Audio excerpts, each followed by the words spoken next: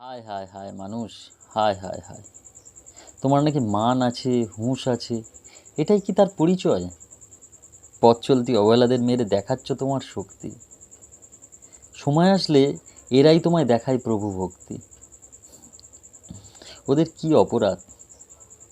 কেনই বা বারে বারে ওদের উপর নেমে আসে এমন আঘাত? ওরা ঘুরে ঘুরে বেড়ায় তোমার পাড়ায়, আমার পাড়ায়। ওরা একটু লেজ নাড়ায়, একটু খাবার খেতে চায়, তাও কি ওরা সেটা পায়? তুমি যখন দিতে পারবে না ওদের সুখ, তখন ওদের কপালে দিও না এমন দুঃখ। নমস্কার বন্ধুরা, আজকে এমন একটা বিষয় নিয়ে কথা বলতে এসেছি যে বিষয়টা বলার আগেই আমার নিজের খুব কষ্ট হচ্ছে।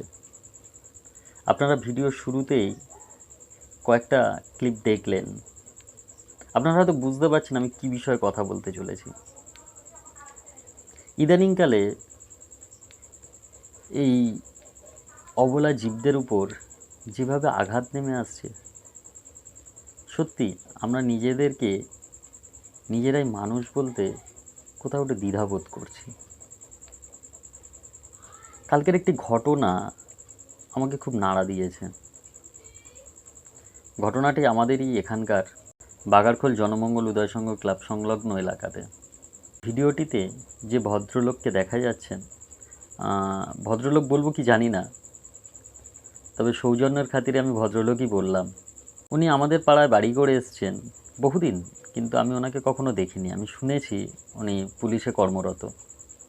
তো একজন পুলিশ কর্মচারী হয়ে উনি এই ধরনের একটা কাজ কিভাবে করলেন, সত্যি আমি অন্তত বুঝতে পারছি না যে কিসের এত রাগ।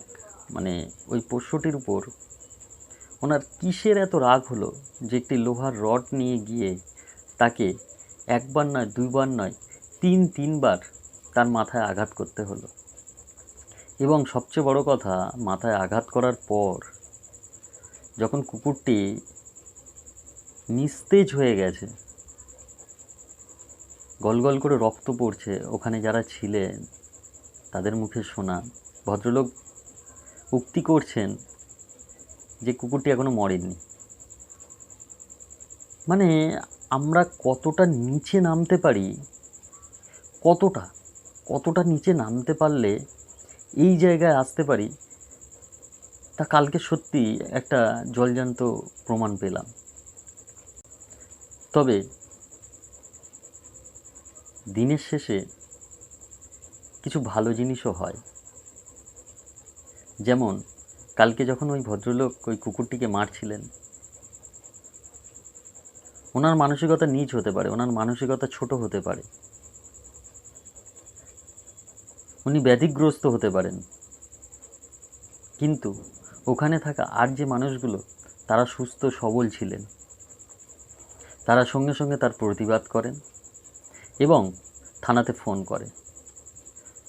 যদিও থানা সঙ্গে সঙ্গে কোনো রেসপন্স করেনি, কিন্তু তারা একটি এনজিওকে ফোন করে এবং এনজিও থেকে বহু মানুষ এসেছিলেন, যারা এসে সঙ্গে সঙ্গে কুকুরটিকে রেস্কিউ করেন এবং তার ট্রিটমেন্ট সঙ্গে সঙ্গে শুরু হয়। কিন্তু আপনারাই বলুন তো, ওই অবলা পোষ্যটির অপরাধ কোথায়? কেন ওকে এই নির্মমভাবে এই অত্যাচারটা তাকে সহ্য করতে হলো? এবং সবচেয়ে বড় কথা, সে একবারও ঘুরে তার প্রতিবাদটুকু করতে পারল না। আমরা মানুষরা হলে মনে হয় প্রতিবাদ করতাম, হয়তো গিয়ে একটু কামড়ে দিতাম। আমরা সবসময় বলি না, কুকুর তেড়ে আসছে, কামড়াচ্ছে। কিন্তু এই ভিডিওটা দেখার পর বলুন তো, দোষ ওই পোষ্যগুলোর না দোষ আমাদের?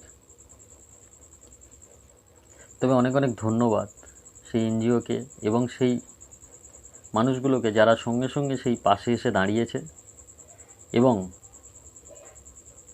কুকুরটিকে রেস্কিউ করে তার সঙ্গে সঙ্গে যে যাবতীয় যা ট্রিটমেন্ট তারা সঙ্গে সঙ্গে করেছেন। তবে মাথায় যেহেতু চোট পেয়েছে, গভীর একটা ক্ষত সৃষ্টি হয়েছে, জানি না পরবর্তীতে কী হবে, তবে ভগবানের কাছে কামনা করি ও যেন তাড়াতাড়ি সুস্থ হয়ে আমাদের মধ্যে ফিরে আসে।